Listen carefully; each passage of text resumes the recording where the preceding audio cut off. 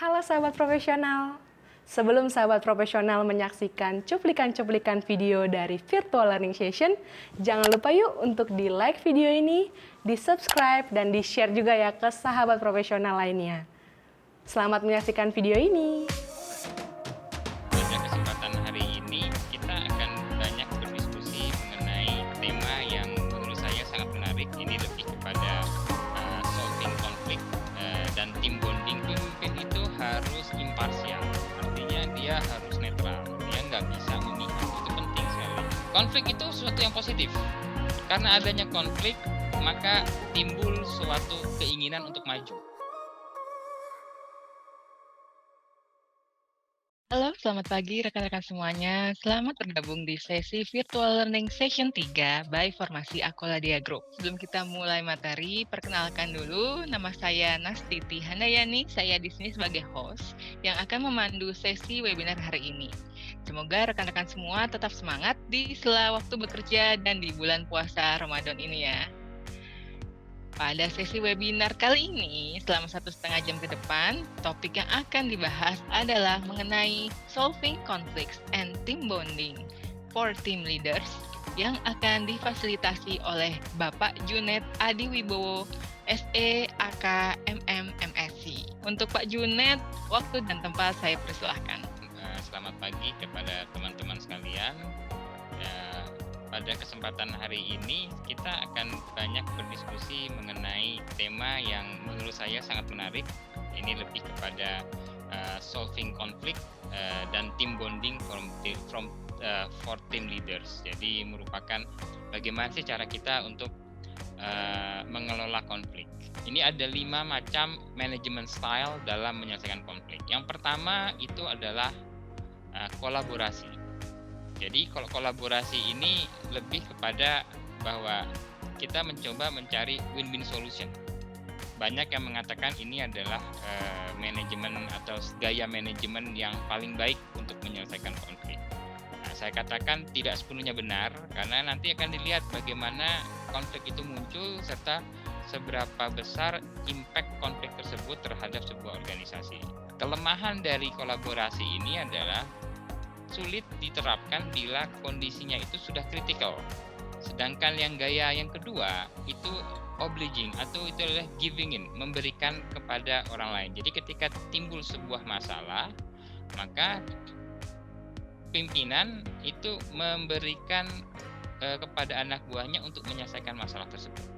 Jadi dia menyerahkan otoritas penyelesaian konflik itu kepada anak buah. Nah, ini bisa dipakai dan ini akan efektif bila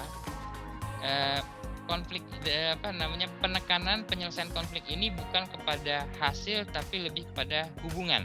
Istilahnya konfliknya ini nggak terlalu besar. Konfliknya itu sebetulnya impact-nya itu nggak terlalu mempengaruhi kinerja perusahaan. Seperti itu. Tapi ini lebih kepada saya memberikan kesempatan kepada anak buah saya untuk bisa menyelesaikan masalah ini karena dalam proses pendidikan sebagai pembekalan dia untuk menjadi pemimpin nantinya. Yang ketiga, ini juga banyak ditemukan dan banyak mendapatkan cibiran atau protes, itu adalah dominating. Jadi ketika ada konflik, dia mengarahkan harus begini, harus begini, harus begini, harus begini. Dan mereka harus melaksanakan perintah yang diberikan oleh pimpinan seperti itu.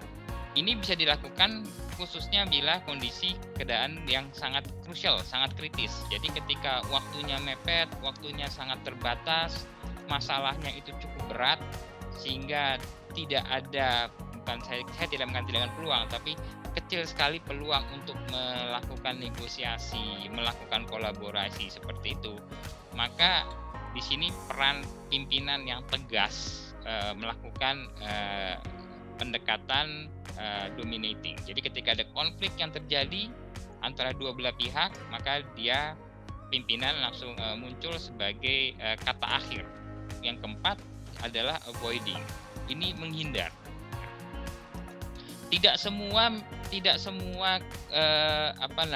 keputusan atau tidak semua gaya avoiding ini jelek.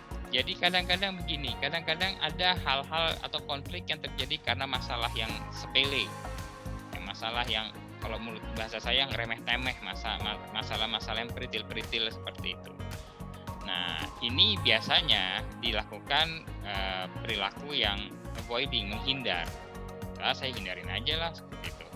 Ini masalah kecil kok, ngapain mohon maaf bahasanya adalah untuk apa diurus, untuk apa diatur seperti itu. Biarkan mereka menyelesaikan sendiri karena masalahnya nggak terlalu penting. Nah, yang kelima itu adalah compromising atau berkompromi. Nah, kompromi ini adalah bertemu di tengah. Jadi kompromi adalah bahwa udah sama-sama kuat, sama-sama ngotot, sehingga yang terjadi adalah kompromi. Jadi ada konsensus. Nah, bedanya apa antara compromising dengan collaborating? Kalau collaborating berkolaborasi, mencari win-win solution. Nah, win-win solution ini bisa terjadi kalau satu pihak bersedia berbesar hati, di pihak lain juga sama berbesar hati, memiliki tujuan yang sama untuk menyelesaikan sebuah masalah atau sebuah konflik. Nah, yang terjadi apabila kedua pihak ini saling keras-keras, saling ngotot, saling tidak mau mengalah, maka yang bisa diambil adalah compromising, mengambil konsensus, mengambil tengah. Artinya I will give you something, but I will take you something out of you. Jadi istilahnya saya ambil satu, saya akan kasih kamu satu, tapi saya juga ambil satu dari kamu.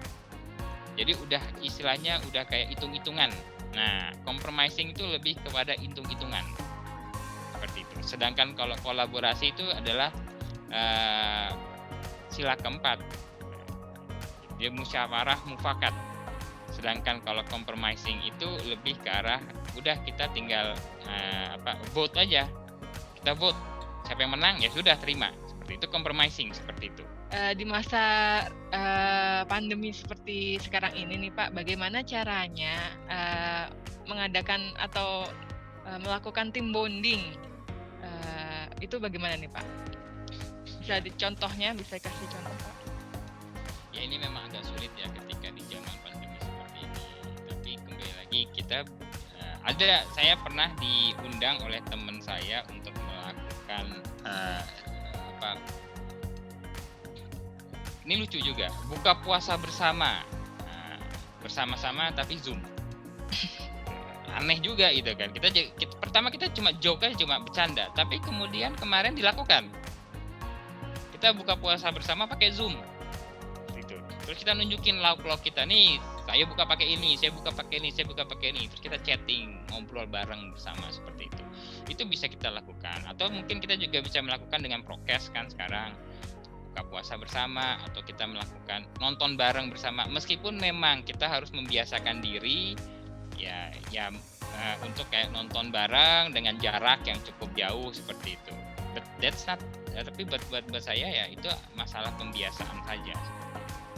Team bonding bisa kita lakukan juga dengan kalau ya seperti itu buka puasa dengan bagaimana caranya menggunakan metode atau teknologi yang ada sekarang untuk bisa tetap keep in touch dengan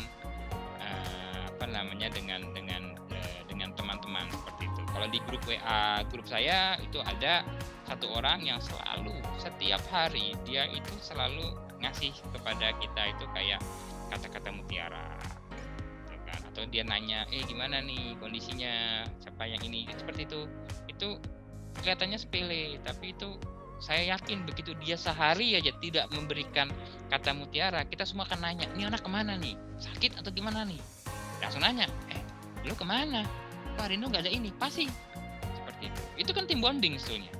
Jadi ke team bonding itu kadang-kadang kita baru terasa kalau kehilangan, kalau nggak kehilangan nggak terasa, masih ada nggak, santai aja, take it for granted, itu typical human being, manusia seperti itu. Nah, caranya di era seperti ini ya seperti itu. Cari sesuatu yang simple, yang sederhana, yang akhirnya contoh nih kemarin akhirnya saya minggu depan kita akan melakukan acara buka puasa bersama lewat Zoom.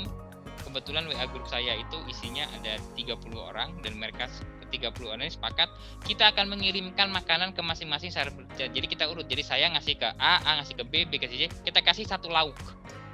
Nah, kita kasih salah satu lauk, terus kemudian habis itu kita nanti nunjukin nih lauknya nih dari sini, dari sini, dari sini, seperti itu. Kita nggak ngeliat harga, kita nggak ngeliat jenis lauk, yang penting adalah ada yang beli, ada yang buat sendiri mereka seperti itu. Nah, itu yang kita lakukan. Karena apa? Karena mungkin untuk ngumpul bersama masih susah, ya kan? Untuk buka puasa bersama kondisi kayak sekarang ini masih sulit, ada prokes segala macam. Akhirnya kita melakukan seperti itu. So being creative is important di era pandemi seperti ini. Nah, saya kira seperti itu contohnya, Mbak Nasiti. Tadi Bapak sempat bercerita kalau menyampaikan kalau seorang pemimpin itu kan tidak hanya by nature tapi juga by nurture atau by program ya Pak ya. Oke, apa saja yang perlu diperhatikan oleh seorang pemimpin nih Pak agar bisa berperan dengan baik dalam menyelesaikan suatu konflik? Yang pertama, pemimpin itu harus imparsial. Artinya dia harus netral, dia nggak bisa memihak. Itu penting sekali. Jadi nggak boleh ada golden boy atau anak emas seperti itu. Jadi pertama itu paling penting buat saya itu, kita sebagai pemimpin kita nggak boleh memihak. Kita harus menjadi orang yang objektif terhadap semua masalah, terhadap semua kubu. Kita harus objektif. Karena tujuan kita adalah sebetulnya semua itu, mohon maaf bahasanya adalah semua itu, tugas pemimpin itu adalah membantu anak buah untuk bisa menjadi pemimpin di masa depan. Itu tugas dari para pemimpin. Dan para pemimpin yang berhasil, yang sukses, itu biasanya anak buahnya pun sukses. Seperti itu. Dan mereka bisa sukses di atas kesuksesan anak buahnya. Bukan di atas penderitaan anak buahnya, tapi di atas kesuksesan anak buahnya. Dan itu lebih long lasting. Jadi dia harus, pemimpin itu harus bisa memperlakukan semua kubu dengan sama adilnya, seperti itu ya. Adil itu suatu terminologi yang sangat relatif, tapi minimal kita tidak memihak. Itu penting sekali buat saya. Nah, kalau kita sudah memihak, maka akan timbul kecemburuan. Yang kedua, selain kita tidak memihak, kita netral, kita juga harus objektif. Artinya objektif ini adalah kita mencoba menggali semua informasi secara yang ada di lapangan. Jadi faktualnya apa? Jadi jangan bedakan antara opini dengan fakta. Bedakan antara asumsi dengan fakta. Itu penting sekali. Jadi kita harus bisa memilah nih, mana yang opini, mana yang fakta. Seperti itu. Nah, konflik itu terjadi karena opini, bukan karena fakta. Fakta itu sifatnya undebatable. Kenyataannya kalau A, ya A, warna merah ya merah, mau ngomong apapun juga merah. Seperti itu. Tapi opini itu kan dibentuk dari latar belakang, dibentuk dari informasi yang diterima. Nah, ini harus penting. Jadi selain dia netral, tidak memihak, pemimpin itu harus berupaya untuk mengambil semua informasi yang bersifat faktual, yang faktanya seperti apa, bukan opini. Dia harus memisah-misah seperti itu. Dia harus bisa memilah-milah. Nah, yang ketiga, dia juga di samping dia mendengarkan, karena dengan untuk mencari informasi itu dia pasti mendengarkan.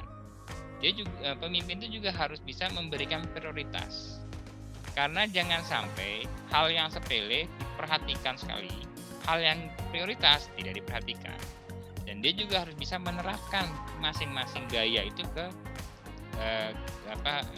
kondisi atau konflik yang ada. Jadi kalau umpamanya dia bilang kondisi masalahnya apa, ini masalah parking space contohnya, konflik karena parking space, ya udah dia ambil sifat dominating aja, udah dah begini putusannya selesai. Karena nggak terlalu berdampak besar seperti itu. Tapi kalau konfliknya ini mengenai masalah budget, nah mungkin dia harus berkolaborasi atau berkompromi seperti itu kan. Jadi dia juga harus lugas, jadi luwes, tapi juga tegas. Dia harus luwes, dia harus bisa fleksibel, tapi pada saat dia harus memutuskan, dia harus tegas. Itu kalau bahasa saya. Dan yang keempat, yang terakhir adalah tidak berarti begitu kita putuskan A, semua bisa terima. Itu nggak berarti seperti itu, Mbak Nasiti. Jadi kita harus tetap melihat respon. Jadi kita harus melihat nih, kita monitor kembali. Jadi nggak ada masalah, bukan masalah selesai, nah gini putusannya, dah selesai, udah tinggal. Tapi kita harus lihat nih, kedua belah pihak menjalankan yang diperintahkan nggak, seperti kalau mereka melakukan kompromi, benar-benar memenuhi kompromi tersebut atau enggak. Nah itu kita harus jaga itu. Nah Itu tugas pemimpin juga seperti itu. Jadi setelah resolusi itu dia juga harus melihat bagaimana resolusi itu dijalankan oleh masing-masing pihak. Seperti itu. Itu yang kalau buat saya 4 hal yang baiknya dimiliki oleh pemimpin ketika mencoba untuk menyelesaikan sebuah masalah. Oh Pak, ini ada pertanyaan titipan nih Pak ke saya nih Pak. Oke. Di tempat kerja saya, atasan saya kok malah kayaknya membiarkan konflik, terutama kalau ada konflik dengan tim lain. Mungkin tadi dia tipenya yang avoiding kali ya Pak ya. Oh, Dia baik. suka bilangnya, you guys make it happen, find a way to solve your problems, gitu katanya. Nah, kalau seperti itu, apa Pak Junit punya saran buat saya dan teman-teman satu tim, apa yang harus kami lakukan dan bagaimana agar konflik antar tim ini bisa terselesaikan? Silakan Pak. Ya, caranya jangan menimbulkan konflik. Atau lakukan yang diberitakan oleh lakukan. Jadi find a way ya. Jadi gini, ada pemimpin yang gini. Saya termasuk orang yang suka menciptakan konflik. Konflik itu sesuatu yang positif. Jadi jangan dianggap konflik itu jelek. Enggak, konflik itu bagus. Karena adanya konflik, maka timbul suatu keinginan untuk maju. Jadi kalau ada yang bilang necessity is the mother of invention, itu betul. Sama, bahwa manusia itu ada kan tipe manusia macam-macam. Ada orang mengatakan bahwa manusia itu kalau terlalu nyaman, dia jadinya tidak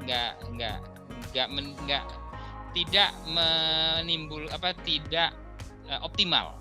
Jadi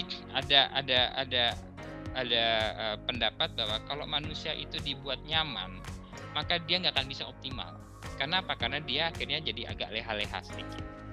Saya termasuk orang yang suka menimbulkan friksi. Tapi mungkin friksi saya bukan karena buat saya penting sekali. Seperti contoh divisi sales sama divisi keuangan. Saya kan tetap menimbulkan friksi. Kenapa? Karena memang jangan sampai divisi keuangan ngikutin marketing atau divisi marketing ngikutin keuangan, nggak boleh. Jadi saya kan bilang bahwa ke marketing saya bilang kamu ngegas terus, omset kamu harus naik, ngegas aja terus. Nah, tapi ntar gimana Pak? Ya kamu pokoknya push keuangan untuk bisa setuju dengan rencana budget kamu. Kamu harus bisa meyakinkan mereka seperti apa. Tapi di bagian keuangan saya bilang, hati-hati nih orang marketing ini suka ngegas. Tugas kamu itu adalah ngerem. Artinya setiap uang yang kamu keluarkan, you have to make sure kalau itu benar-benar efektif dan efisien. Itu kan saya akan tanamkan seperti itu. Kenapa? Karena konflik itu membuat orang untuk berkreatif. Orang jadi kreatif. Orang jadi kreatif dalam hal yang positif ya. Orang jadi eager untuk maju. Itu karena konflik. Jadi ada pemimpin yang mereka adalah manajemen by konflik. Manajemen by konflik itu ada. Kayak pemimpin GE, Jack Welch, itu manajemen by konflik. Dia melakukan konflik. Jadi emang organisasinya digoyang sama dia supaya melahirkan orang-orang terbaik.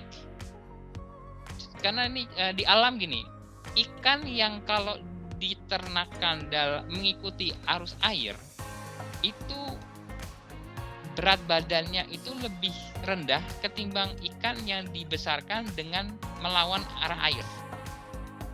Gitu. Jadi kalau dia melawan arah air dia kan lebih kuat. Sama seperti kita manusia. Orang yang ditempa dengan kesulitan dan hardship itu pasti lebih kuat ketimbang orang yang udah lahir udah mohon maaf kaya. Udah lahir udah enak. Itu beda. Nah, jadi konflik itu suatu yang positif. Jadi jangan dianggap bahwa setiap konflik itu harus diselesaikan. Itu penting sekali, saya minta maaf. Tidak semua konflik itu harus diselesaikan. Kadang-kadang konflik itu harus ditumbuhkan. Apalagi untuk keadaan yang sifatnya adem ayem. Contoh mungkin dulu pegawai negeri udah enak, digoyangkan sekarang. Nah, itu kan menciptakan konflik sebetulnya. Tapi kan terjadi adalah pelayanan masyarakat mungkin lebih baik dibandingkan dulu. Seperti itu. Ini kan konflik sebetulnya, memanage konflik. Yang penting konflik itulah bisa manageable. Nah, seperti itu. Nah, jadi kalau pertanyaannya bagaimana supaya kita bisa menyelesaikan konflik, kita harus bertanya juga, ini konfliknya bagus atau enggak, gitu loh. Dan belum tentu pemimpin yang istilahnya suka menciptakan konflik itu dia avoidance, enggak. Kadang-kadang dia bilang, "Nih orang kalau nggak digoyang, kalau nggak ditandemin, kalau nggak dikasih pesaing, nih nggak lari nih." Jadi mau nggak mau kita ngasih contoh paling gampang itu umpamanya nih, ini pengalaman buruk, sebenarnya nggak bagus dijadikan contoh, tapi kalau kita berkendara, depan kita atau samping kita itu jalannya pelan, Udah kepanjangan. apa? Jalannya pelan, maka kita mencoba untuk mempercepat tuh daripada diklakson, maka lebih enak kita deketin dia dengan kecepatan yang tinggi.